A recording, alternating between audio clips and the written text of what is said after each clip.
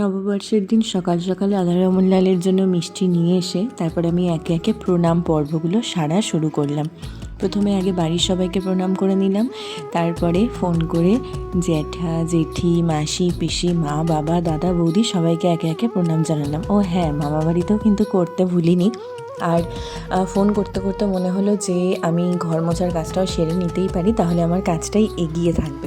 তো সেই জন্য ঘর মুছতে মুছতে আমি ফোন আলাপগুলো সারছিলাম। তারপর এখানে চলে আসলাম ব্রেকফাস্ট বানানোর জন্য। আজকে ব্রেকফাস্টে নুডলস বানিয়েছিলাম, আর এইবার না গ্রসারিতে এইটা আনিয়েছি।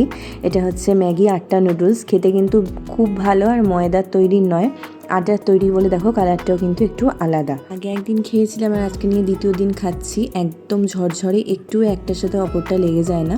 আচ্ছা, তোমরা কি কখনো ম্যাগি আটা নুডলস ট্রাই করেছো? ট্রাই করলে তোমাদের কেমন লেগেছে জানিও। এদিকে আমি চাউমিন বানাচ্ছিলাম বলে সোনামাও দেখলাম দু একটা ঘর মুছেই নিল, কারণ আমি তখন অর্ধেক ঘর মুছেই চলে এসেছিলাম। আর বাকি যে রান্নাঘরটা রয়েছে এটা আমি ব্রেকফাস্ট বানিয়ে নিয়ে তারপরে মুছবো। আজকে গাজর আর ক্যাপসিকাম ছিল, তো সেই জন্য নুডলসটা খেতে একটু বেশিই ভালো হয়েছিল। আসলে বেশি ভেজিটেবলস দিলে যেটা হয় যে খেতে বেশি ভালো লাগে। এইদিকে আমাদের রাজাধিরাজ মহারাজ নতুন জামা কাপড় পরে, মানে নতুন বছরের নতুন কুর্তা প্যান্ট পরে একদম রেডি রাধারমণ লালের সেবা দেওয়ার জন্য।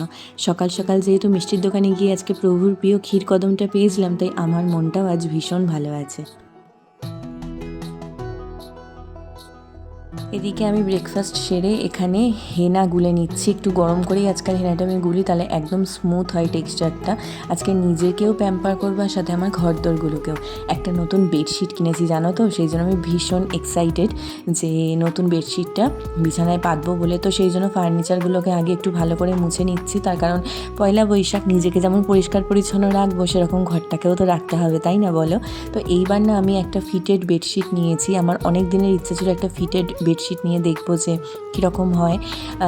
এর আগে কখনো ইউজ করিনি, তো সেই জন্যই মিশো থেকে এই বেডশিটটা আমি নিয়েছি। দাঁড়াও বের করি। এই বছর আমি আমার জন্য নতুন জামা কাপড় কিছুই নিইনি পয়লা বৈশাখে পরার জন্য, শুধুমাত্র এই বেডশিটটাই কিনেছিলাম যে বিছানায় নতুন পাতবো বলে। তবে সোনামা আমার জন্য আবার একটা নতুন নাইটি এনেই রেখেছে। ওই যে মায়েরা কি বারণ করলেও শোনে নাকি। দেখো কি সুন্দর না প্রিন্টটা, আমার ঘরের থিমের সাথে তো খুব ভালো যাবে। তো সেই জন্য আমার এক দেখাতেই পছন্দ হয়েছিল। এটা কিন্তু আমি মিশো থেকে নিয়েছি। আর এতদিন তো বিয়েতে যা বেডশিট পেয়েছিলাম সেগুলো দিয়েই চলছে, আর সব কটাই ভালো আছে, খারাপ হয়েছে এমন কিন্তু নয়। তাই সেই জন্য এতদিন কিনিও নি। কিন্তু ফিটেড বেডশিট আগে কখনো ট্রাই করিনি বলে ভাবলাম একটা নিয়ে দেখি, তো সেই জন্যই নিলাম। তো এবার দেখা যাক যে বিছানায় ঠিকঠাকভাবে হয় কি না। এত সুন্দর বেডশিটটা, কিন্তু আমার কপালটাই খারাপ যে এটা বিছানাতে ঠিক মতনভাবে হলো না। যথেষ্টই ছোট, আমার খাটটা 6x7 আর এটা মনে হয় 5x7, তাই কিছুতেই হলো না। মনটা তো একদমই খারাপ হয়ে গেছে, কি আর বলবো। একটুকুনির জন্য বেডশিটটা হলো না জানো, মনটাই খারাপ হয়ে গেল।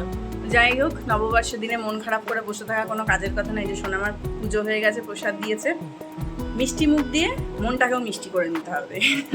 কি আর করবো, যে আমার প্রভুর ইচ্ছা। পুরনো বেডশিটে একটা পাতলাম, ঠিক আছে, পরিষ্কার সুন্দর করে রাখলে সব কিছু দেখতে ভালো লাগে, তাই না? এখানে আমি এখন বসে পড়েছি মাথায় হেনাটা অ্যাপ্লাই করার জন্য। আমি প্রায় 10 দিন পর আজকে আবার হেনা অ্যাপ্লাই করছি। হাতে সময় একদম কম, অলরেডি 1:45 বাজে। এইসব কাজকর্ম করতে গিয়ে আমার অনেকটা লেট হয়ে গেছে। তো স্নান টান সেরে আমি আজকে জীবনে প্রথমবার একটা বিশেষ কাজ করতে চলেছি। সেটা কি, সেটা তোমাদের এই ব্লগেরই নেক্সট পার্টে বলবো। এটার জন্য আমি ভীষণ ভীষণ এক্সাইটেড। তো চলো আমার পেজটাকে অবশ্যই ফলো করে রেখো। বাই।